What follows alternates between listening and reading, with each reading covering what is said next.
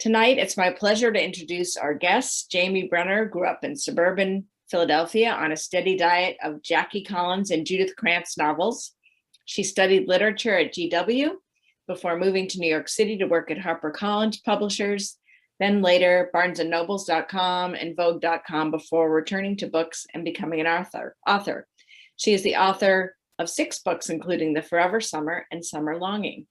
And she'll be in conversation tonight with Zibby Owens. She's the CEO of Moms Don't Have Time To, a media company she founded featuring podcasts, publications, and communities. Zibby hosts the award-winning podcast, Moms Don't Have Time to Read Books. And earlier this year, she launched her own new book called Moms Don't Have Time To, a Quarantine Anthology. Zibby was named New York City's top bookfluencer. So tonight, RJ, Julia's BookHampton, and Wesley and RJ Julia are so grateful to have Jamie and Zibby with us tonight, and I'm going to let them take it away. Thank you so much, Patty. Thank you for that. Thank you for Patty. hosting my launch event. Thanks, Patty. Thanks, Jamie. Congratulations, Jamie. I brought some rosé to celebrate you. So cheers, Zibby. Cheers. I'm sorry we can't be in person tonight. No, but thank you for celebrating with me virtually. And because we did do an event together once in person 2 years ago, I feel like I still have the in-person vibe. So it feels like coming home. I feel like we've done 2 in-person events because we did Right. one in Barnes & Noble in New York, right? And one in BookHampton last summer, 2 summers ago. You have so many books. You're like the most prolific author. No, if I had known that the summer of 2019 was going to be my last in person for a while, I would have done even more events. But yeah, the last time I saw you was 2019 summer at BookHampton. Wow. Yep. And here we are back with Blush, which is so exciting. It even just looks amazing. It looks like you can't wait to put it down. It's perfect. And what a great story. And of course your wonderful writing, and you just develop characters so with such a sense of immediacy and familiarity that you feel like you're watching a movie about it. I can see them, the glamorous grandmother with her beautiful dresses and this fancy nightgowns and whatever you call them. And anyway, every character has their own thing and it's just amazing. So in case there's anyone here who doesn't know what Blush is really about, would you mind telling them about it? Sure. So Blush, first of all, is the book I've always wanted to write. And it just took me some time to figure out how to put this story together. And it's really an ode to the books that I loved reading while I was growing up. Scruples by Judith Krantz, Chances by Jackie Collins, Lace by Shirley Conran, all those really juicy, scandalous, blockbuster bestsellers. The idea for Blush started, I had the idea for setting it at a winery. And I was messaging you about this. I was researching. Yeah, it's crazy. I was researching a previous book called Drawing Home. I was in Sag Harbor. I was having dinner at a restaurant called Walford Kitchen when I realized that all their wines were from their family vineyard, Walford Estates. And they had a rosé called Summer in a Bottle. And I'm like, okay, if that's not a sign that this is a book waiting to happen, I don't know what it is. So I had the idea, setting a book on a vineyard. And of course, I love telling family stories and multi-generational family stories. Blush begins with a woman in her 50s who returns to her parents' winery for summer vacation, as she does every summer. And this year, she learns that her parents are in jeopardy of losing it all.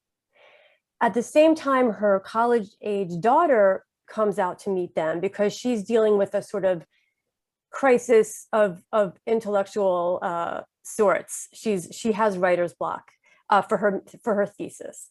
So she joins her mother and grandmother, and while she's trying to write her paper in the library, she discovers evidence of her grandmother's old trashy novel book club, in which she and her friends were reading these blockbuster novels from the 80s. And at first, Sadie, the granddaughter, has, of course, no interest in lowering herself to read such trash, but she finds herself intrigued. And over the course of the summer, these 3 women put the book club back together again, the 3 of them. And what they get from these old novels gives them the wherewithal to fight for their family business. Amazing. Um, you even include so many amazing references, especially for people near Bookhampton or on the North Fork or New York City area, to what the area was like and how it's changed over time, what their journey was to get there from Argentina to California to the North Fork, and all the demands on it, from the increased popularity of rosé and them not adapting fast enough, like as a business, to the difficulty of grapes. How did you learn so much about the wine business? Like, did you just camp out there at Wolfer? Like, did you pick different vineyards? Tell me about this research. And by the way, was it amazing? It was, I can't, I was sitting there out in vineyard, just drinking and eating cheese and taking notes and thinking, this is like really a tough job. But the truth is, there was a huge learning curve because I knew very little really about wine when I started this. Fortunately, there are a lot of really great nonfiction books about wine. The first one I read was called The Vineyard by a woman named Louisa Thomas Hargrave. And she and her husband started the first North Fork vineyard back in 1971. Like, they were real pioneers. And she chronicles, in such detail what that was like.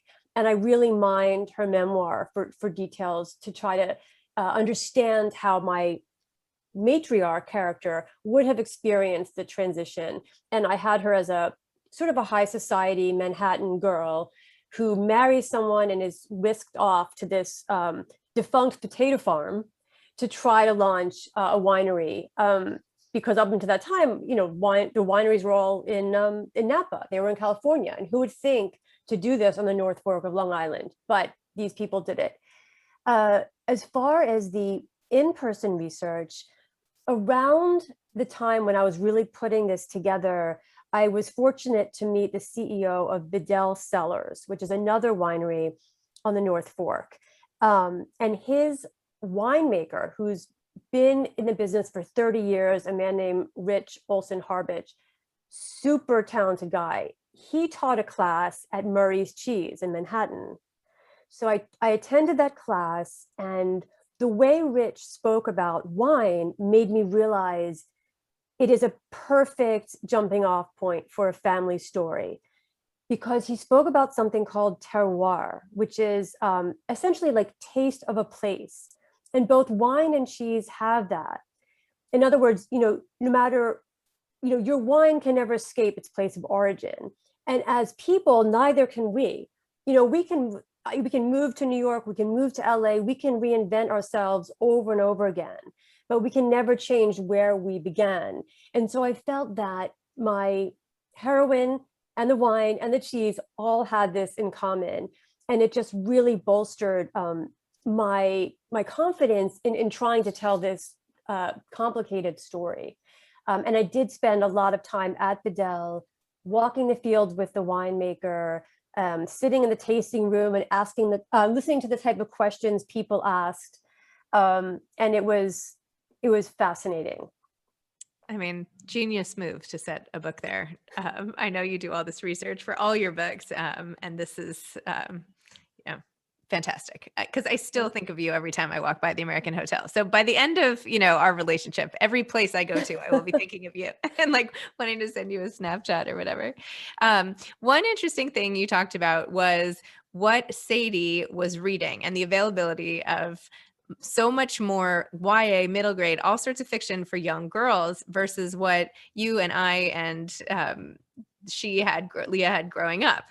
So whereas you and we've talked about this before, like I was reading Princess Daisy by Judith Krantz, and I was reading all my mom's books because I had already blown through all of my own books and there weren't that many of them to choose from. In fact, I have a lot of them like in the closet. I should really pull them out. So there's been this sea change in the availability of fiction for young girls. And I wonder actually the impact of that on their sexuality, because those books that we were reading were pretty like, Well, explicit. Yeah.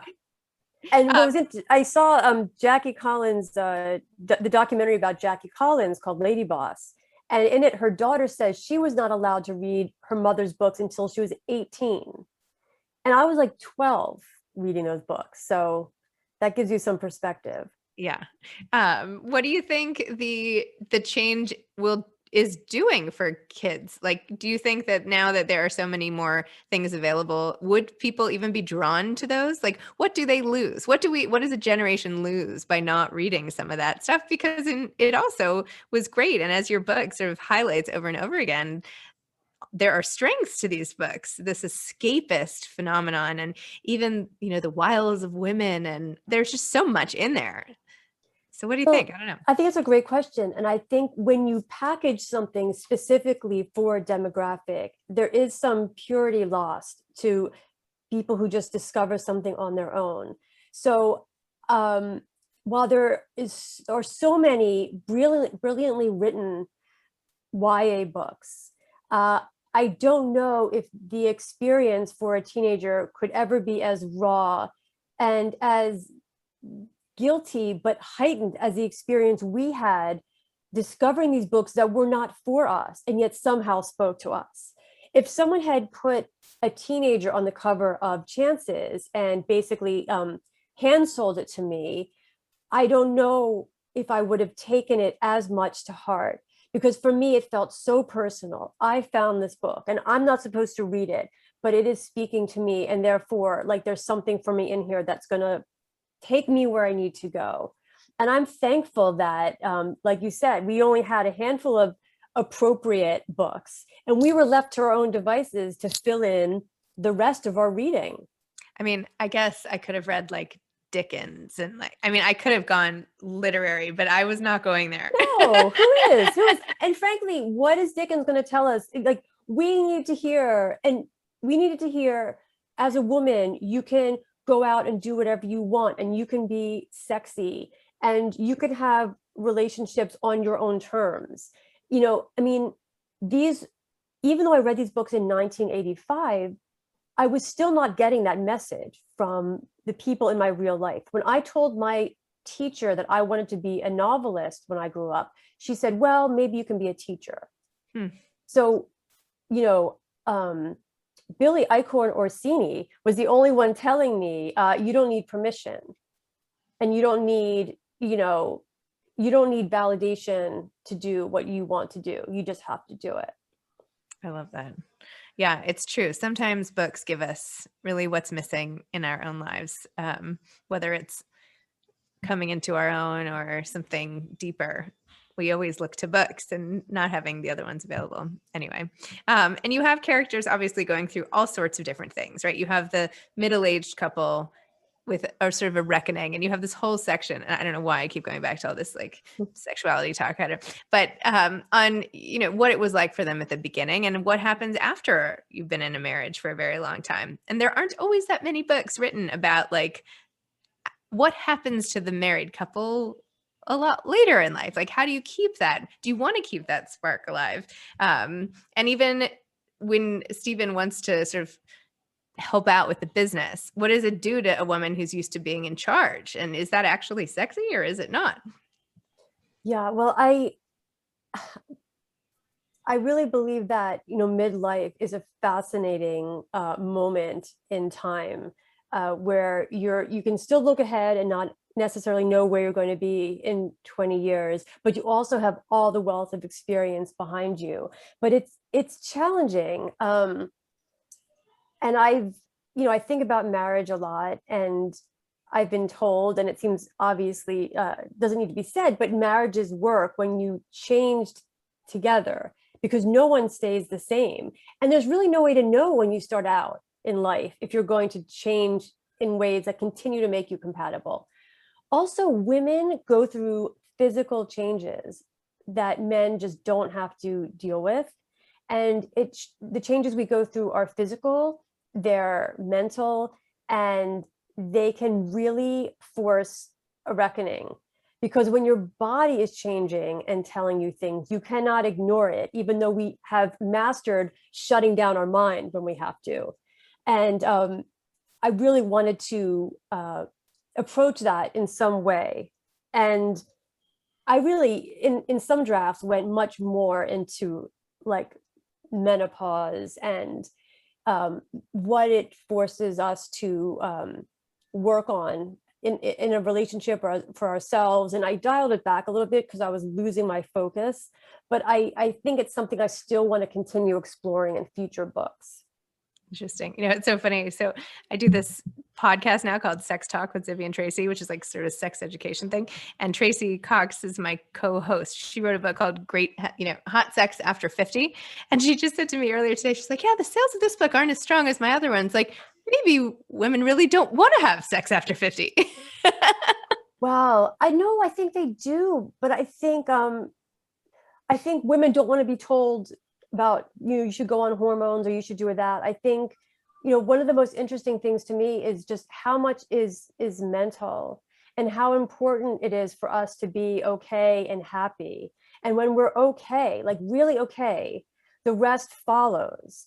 When we're like scrambling in the child rearing years and even in our 40s, we can kind of get by with not taking care of ourselves. And then I think you hit 50 or so and sort of like the chickens come home to roost and you have to deal with your stuff. And when you do, things are fine. Like I feel better now than I ever have. But it's like you have to work at it. It doesn't just come to you the way it did, when you're in your 20s.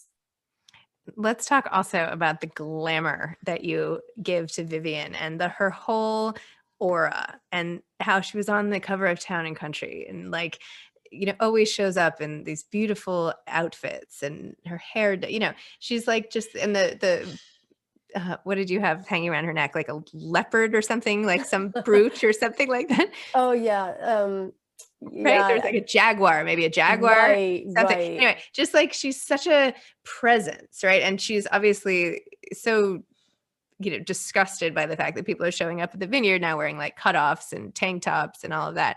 Because there is also not only from the books of that time, but there is definitely like a glamour lost from, not to say that the 80s were glamorous, but this whole like dynasty time where things were very fancy. Like I used to play in my mom's closet with all her ball gowns all the time and the beading and like the shimmers and the furs. I mean, there was like all this stuff and it's not like that today. Like, what are my kids going to do? Look at my sweatpant collection? There's just something that's not the same. Like, what do you think the impact of that is? Or have you noticed that and all of that? Oh, absolutely. I mean, everything was so extra. And, Escada and Nolan Miller and Joan Collins on Dynasty with like, look, I feel like a slob if I'm not wearing makeup and lipstick. Why? Because I grew up in the 80s. Like that's where my aesthetic was sort of formed. Like just like the books we read as teenagers stay with us, like the visual messaging we get at that age is very formative. But my teenage daughters say, we wish we grew up in the 80s. It looked like so much fun. And people didn't take things so seriously and people didn't like judge each other so much. And, I really feel lucky that I got to experience growing up in a time where there were these over the top TV shows, the miniseries like Lace, where, Phoebe Cates waltzes in her like little slip dress and says, which one of you bitches is my mother? Like now we look at it like camp, but at the time I was just like, it inspired me. It made me want things and it made me dream. And I think that's what art is supposed to do for us, even bad art, So I feel sad for this generation that some of that's been lost. Yeah. That's true. It's an unfortunate byproduct, I guess, of today. I love also your male characters in the book and how from the second they come on the scene, so to speak, I feel like the whole thing is so visual. There's just like this intrigue and what's going to happen with this guy. And wow, he really went to Stanford and like the sun and I don't know. It's like, I don't know. It was just, you're just so great at creating these like, sort of question marks, right? Like what is going to happen next? Thank you. What are the guys? It's all about these guys, and also needing to, look elsewhere if the business really is about to be sold and all of that. So, Tell me a little bit about how you create your characters and how you went about this book in particular, figuring out who everybody was and how they would all get along and how this whole plot unfolded and got written into this book. It's a roundabout way of asking. But. So I always start with my female characters are my bedrock, and I figure out whose point of view it's going to be. So in this book, I tell it from all three. I believe, yeah, it's all three. I tell it from the matriarch Vivian's point of view, her daughter Leah's point of view, and the granddaughter Sadie's point of view. One challenge was, well, I reread Chances and Scruples and Lace before I wrote this book.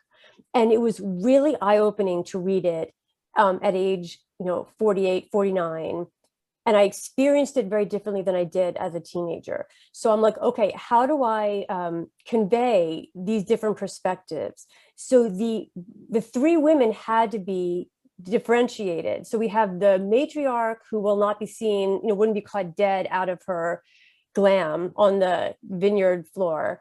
We have the middle generation who's more like us, who's, she has a job and she works, she's grounded. And then we have the 20-something who's idealistic, she's super progressive, she's a feminist, she's no nonsense. And in some ways, she's not very fun initially. Then I take, and each woman has her counterpart, and the men have to give me something to work with in terms of conflict, because every relationship has its internal tension. And I found in truth that there's a lot of discrimination against women traditionally in winemaking, and that they were not even allowed around wine that was fermenting in the barrel at a time because it was believed women could turn the wine. So it was really not a jump to make Leonard chauvinistic. It was not a jump to have him marginalize his daughter in preference for his son, who was, much less savvy and much less interested in even having a hand in the business, but because he's male, it was given to him. And then for Sadie, when you're in your 20s, you don't really know who you are, let alone who's the right partner for you. So it's always fun to write a 20-something grappling with their love life, because they really are just clueless. And it's so easy to have them wandering around lost until you bring them to an understanding or a moment of connection. So that's kind of where I was with these characters. So funny. It's like you wish you could do that with your own kids, right? While they wander around lost, know that you could just pull them out and when you're ready, boom, there you go. I know. Well, I think so much of writing for me is wish fulfillment. The people, yes, wanting to be able to neatly wrap up my child's problem in one summer, or, having this mother or this sister, that is so much of my creative engine. Wow. And once again, just like in Drawing Home, you have such a strong older woman protagonist as one of the main characters, which is just, and I guess in Forever. I guess you always do. But anyway, she's particularly vivid in my mind after our conversation about it. And I think that the way you instill this extra layer of dignity sort of on the elderly, if you will, is just amazing to see in fiction. And something that hopefully people will take that sort of the reverence that you show and sort of the multidimensionality, if you will, of the characters, that they're not just forgotten older women, right? That they actually have the most interesting stories of all. Absolutely. I think it's, it's a real shame that our culture doesn't, exalt our older generation, because think of how much more now than you did 20 years ago. And then imagine what a richer person you're going to be 20 years from now. And my grandmother was the most nurturing, interesting, supportive person I ever knew. And I miss her every day. And I think it's very, like I said, it's very much bringing her back in these characters. Fortunately, I think with social media and Instagram, I'm having so much fun looking at these amazing older women, with their Silver Fox Instagrams. And I really love looking at Linda Roden and the way she dresses and carries herself. Iris Apfel, being in these advertisements in her 90s. Like, I think we're entering a really interesting time for older women, and I'm thrilled. Yes, I'm thrilled to see it. Good timing for us. So exactly, we just have to keep it going for like another 2 decades. Keep it very yeah, on trend. yeah. But when you were doing the plotting of this whole book, did you have it all outlined out? Like, how long was the thinking about it versus the actual putting words on the page part of it? Like, when you were writing it, like how much time do you spend making the sentences sort of nice and pretty versus Not enough. getting it all down?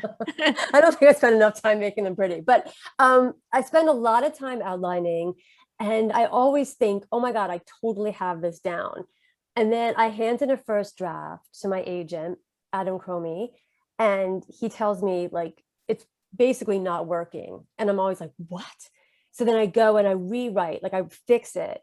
This book was really challenging because I was done, except I was missing like the penultimate scene. I was missing that thing that was going to bring everyone together, that thing that was going to like give everyone their final moment of realization.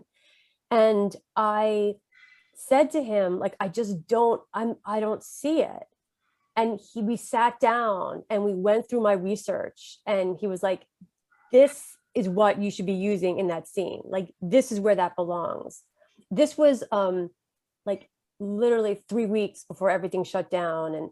And that was the last piece of the puzzle of the book. So there's always something in a book that isn't clicking and that makes me panicked, and that I have to talk to my agent about, because he's always my first reader. And then the sentences, I'm not like a literary writer, Still though, you have to focus on the sentences or it's not. Yeah, the thing is, I really want people to be able to see what I'm seeing. So I feel like if I've done that, if you can see Vivian, if you can smell the wine in the barrel room, and if you can see the flowers like that, then I feel like I've done my job. Yes. Yeah. I think you're selling yourself a little short. That's okay. Thank you. So what are you working on now? Okay. So I have a book coming out next summer, which is called Gilt, Gilt, which is a similar story of a family dynasty. This time it's a jewelry company, kind of like Tiffany, a jewelry family that sort of became synonymous with engagements and the diamond engagement ring. And of course, none of the women in the family have had any luck in love, ironically. And it's what happens when the sort of cast out heir to this jewelry dynasty comes back to reclaim what's hers. That sounds good. Yeah, it was a lot of fun. Yeah. So this one, you got to just go try on diamonds all day. The research was definitely dangerous. Your next book should be about spas. I probably should write one that's like set in a gym so I can finally like exercise and stop just eating and buying jewelry. That's okay. Make it gym and spa. It could be gym like and spa. Yeah. Gym and spa. So you can feel a little more virtuous part of the time.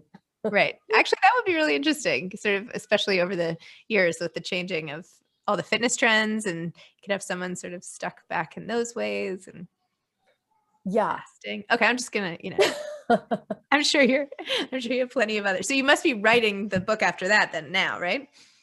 I just started putting like thoughts down for the book after that, but I used to be like way, way ahead of the curve. And now I'm sort of like just on pace. Like I just handed in next year. Now, yeah, basically I lost all discipline during the pandemic. Did you end up writing it all during the pandemic? Like, how was that for you? Yeah, I wrote the book for next year. Guilt? I wrote the whole thing. Oh my gosh. I was in Provincetown for 6 months, and it's the first time I wrote a book in the place where I'm setting the book. Because I've written other books. My next book's set back in Provincetown, and I've already written a book there. But this time that was my home for 6-7 months, which actually made it harder. I always thought, if I could live in Provincetown, I'll write even better. But oddly enough, visiting a place and then going somewhere else and writing the book gives you some distance. and it gives you the ability to translate it. And I found while I was living there, I was not conveying it as clearly on the page. Oh, that's interesting. Yeah, it was very interesting. Huh.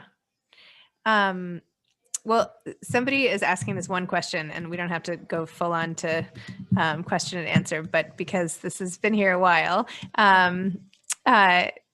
Somebody is asking how you mentioned Judith Krantz and Jackie Collins, and that you would also mention Norma Klein. And so she wants to know, Carolyn, do you keep these authors and others in mind when conceptualizing or writing your books? And she also wants to know, what do you hope that readers are inspired by in your book? Wow. Okay. Well, Norma Klein, first of all, was one of my favorite writers, and I feel like she doesn't get enough attention. She was a contemporary of Judy Blume. She died at age 50 after writing maybe 15, 20 groundbreaking novels. She was censored. I mean, she was as raw and honest as you get. And I wish so much she'd had more time to write more books, like Mom, The Wolfman and Me. I could go on and on. So I don't model my books after these writers I admire because, I can't write like them, and if I tried, it would just trip me up. I can only pay like tribute to them, in the best way I can. And as far as what I would like my readers to take away from my book, I think the most important thing, and I think I've explored this in many of my books, is it's never too late. Like life is full of second and third acts if you have the courage to reach out and create them. And I really believe that. And that's something I want to keep kind of like hammering home as I write future books, because I don't think we see it or hear it enough. I certainly didn't see it enough growing up. I dreaded getting older. I thought 50 was the end. And I feel like it's literally just the beginning. Judith Krantz didn't publish Scruples until she was 50. So I'm super into this time, and I want to keep, I love, younger readers too, of course, like 20s is great, 30s is great, but there is still something to be said for taking everything you've learned and all of your relationships and all that like foundation and like doing something. Love it. Okay. So let's talk about the cover too, because the cover is so, as I said at the very beginning, like so enticing and beautiful and visually appealing, and it's just awesome. Tell me about that. Did you have input? Was that, how did that come to be? I love this cover so much. And there was an earlier cover that wasn't like quite there. And luckily, my team at Putnam are so hardworking, and just there's such great communication. And I was saying to my publisher, Sally Kim, like, I'm just not feeling it. Like, I'm so sorry. And she said, okay, I have an idea. Let me put some thoughts out there. And then they came back with this. And when I opened, there's this moment where they send you the cover and it's like downloading and you have to wait. And it's like the longest 30 seconds. And it opened and I was just like, that is perfection. And I really love it. And I'm so grateful to the thought and care that went into it. Wow, that gave me goosebumps. And how did you end up, and I don't know if you don't want to discuss, we don't have to, but how did you end up at Putnam versus Little Brown with your other books? So, I did 4 like summary beach books with Little Brown, and it was great. And I love those books. I just felt like I wanted to like keep trying something a little bit different. And it just gave me sort of a new angle on storytelling to be with a refreshed team. Like sometimes it's just good, like artistically, to have a change. And when you're with the same people, it's hard for them to see you through a different lens if you want to just do a slight left turn. So I think overall it was just what I needed to keep like progressing and growing with my storytelling. Interesting. I like it. Well, somebody wanted to, what inspired the shift in this?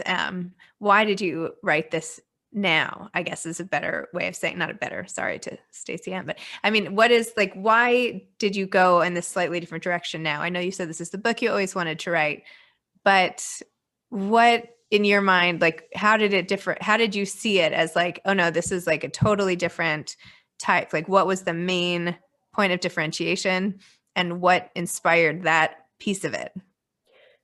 So my previous 4 novels were very much driven by a sense of place, and I set each of them in different beach towns, Provincetown, Jersey Shore, Sag Harbor, and the place, like you mentioned, the American Hotel. I would just be at a place, and it would like grab me, and I'd have to set a story there.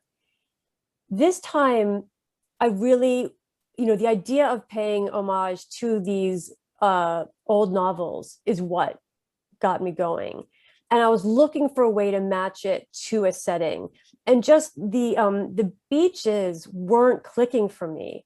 So when I thought of the vineyard, when I had the idea, the vineyard, the wine, the books, it just came together in a way that the story made sense. And like, as I mentioned, I'd wanted to tell this book before.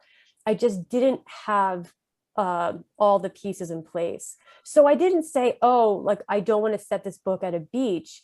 It's just that the setting and the story have to work together for the book to really click.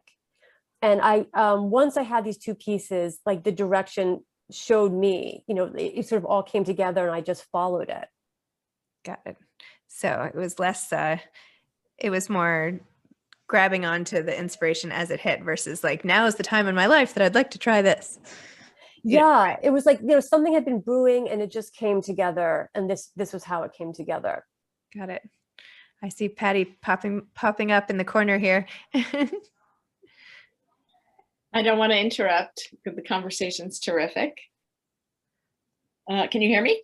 Yes, yes. Oh, good. Welcome. Okay. Now there you are. Sorry, you were like off to the side. No, I didn't want to interrupt. But the next question was something I always want to ask because, and I gave Zibby and Jamie a little heads up on this because everybody watching wants to know what you're reading.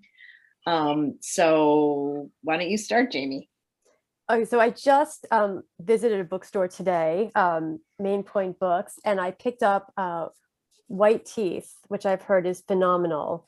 And I don't know that much about it yet, but I'm going to dive in this weekend. And there have just been so many wonderful books this summer. Like, I just finished The Plot, which kept me up late. I thought that was brilliant. And I love Jen Weiner's new book. So I've been very happy with the summer offerings. Me too. And since you said earlier, Patty, that I should go with the stack that I had on my desk because I usually have it stacked next to me, that is true. But this is a great book called License to Parent: How My Career as a Spy Helped Me Raise Resourceful, Self-Sufficient Kids by Christina and Ryan Hillsberg. And it's as much a memoir of this woman, Christina's life in the CIA and sort of dating and being young and carefree and how she fell in love and then how she had kids and first she had stepkids. And there are lessons that they've taken from being CIA agents, retired now, but it's also kind of a love story. So I really like this one.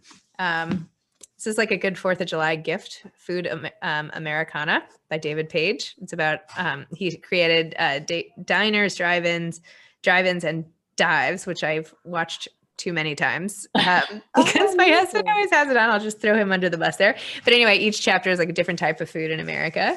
I'm interviewing Calvin Baker tomorrow, A More Perfect Reunion, Race, Integration, and the Future of America. Light reading. The Maidens, Alex Michaelis. Have you read this yet? This is so well written. I want to really read that. Great. And is that the Silent Patient? The Silent Patient. The same guy as The Silent Patient. Yeah. Yeah. But I also just finished Suleika Jawad's Between Two Kingdoms, which might be my favorite book my favorite memoir, I should say, in a very long, it's so good. Can you repeat the title again? Between Two Kingdoms. It's something like a memoir of illness and wellness or something like that. It's just amazing. A young girl who had cancer, overcame it, then drove across the country. But it's really just, talk about like beautiful sense, like her writing. It's just, anyway, so I really, really enjoyed that one. And of course you're rooting for her because she's sick and it's like, you want to know. So when I interviewed her, I was like, wait, so what happened to this? And what about those eggs you froze? What about like what's happened since? So anyway, those are some good recent ones I read. Fan is listening. She said, this is an amazing talk. Aw. Fiona's listening. And I guess, Jamie, I would love you to share with our audience a little bit about the group of women that put out that video today and what it was like to try to write through the pandemic. And I think there's all sorts of groups of writers that came together during this time and how you supported each other. So could you, I mean, even give a little shout out to some of the people in your group? Absolutely. I had the most amazing, I don't want to just say author friends because they're friends, but they happen to all be authors. One of them is a very prominent book blogger. So when everything started shutting down in March of 2020, a bunch of us decided we would Zoom once a week because we were just kind of like, you know, adrift. So it's Fiona Davis, Linda Cohen-Leugman, Susie Orman-Schnall, Amy Popel, Nicola Harrison, and Susie Leopold, the book blogger. And every Thursday we would get together and try to keep each other just emotionally on track, if creatively on track. And, you know, we had this, no matter what was going on, we did have that weekly community. And we celebrated, like, for Fiona's book launch last year for Lions of Fifth Avenue, Amy Popel wrote this mock play, and we did a video that we were trying to put together a play for her. And it was hilarious. Like we had a script, we had our parts, we had costumes, and, you know, we just found ways to celebrate when we couldn't go to our favorite bookstores. And, you know, it's strange. Like I think I'm closer to these women now after the pandemic than I might ever have gotten if things had just remained normal. So it's kind of one of these amazing silver linings. That's terrific. I've only read a couple of your books, but certainly this one reads like it would be a great miniseries. And the women authors that you speak of, some of your heroes, I mean, turned into, I don't know if I guess they called it miniseries. They weren't streaming, but they were truly miniseries. Yeah. As anyone, authors are tentative usually to speak about this, but is anyone optioning any of your books? I mean, this one I could literally, when you said your goal is to actually have people feel and taste, I mean, I want to see this. I want to see a vineyard. I want to see the outfits. It just reads like I want to watch it on the next Netflix series. First of all, I lived for those miniseries. I mean, not just the like North and South, please. I mean, fine, Patrick Swayze was great in Dirty Dancing, but did no one see North and South? Come on. So yeah, my agent is getting lots of requests, but I tell him not to tell me about anything right now, because I really don't want to get distracted like right when I'm launching the book, because the book is always my baby and my focus. And but if I had my dream, I would love to see a campy miniseries version of this, like, you know, how they used to be in parts and there'd be a cliffhanger. I mean, I love that. Loved it. So who knows? Are there any books like that are comparable? I don't feel that way. I mean, I just turned 60, so I also remember those books. But are there any books? The one book of the past few that are current? years, yeah. There's a book called The Bourbon Kings by J.R. Ward. And it's fabulous. And it like really brought me back to like the drama of like Dynasty. She is a massive bestseller in paranormal. And then this was a bit of a departure for her. I love this book. So for anyone who is a fan of these epic family sagas, you know, it's set in the South, Bourbon family, lots of intrigue and sex and backstabbing. Love that book. It sounds like it has all the key. Oh yeah. The key. Okay. Yeah, your fans are coming in here. Susie Schnall says Thursday COVID crew. Yay. Could you give a little, what I've noticed lately also with doing all these virtual events. So maybe someone picked up Blush today, opening day, and they want to go back and read some of your other books. What can you maybe give a little blurb about the Forever Summer, or since Sure. it really isn't a beach read, but if you want to get someone hooked into it, I mean, it is the start of summer. It's a great time to read one of your backlists too. And someone also was more interested in paperback, so I want to make sure that.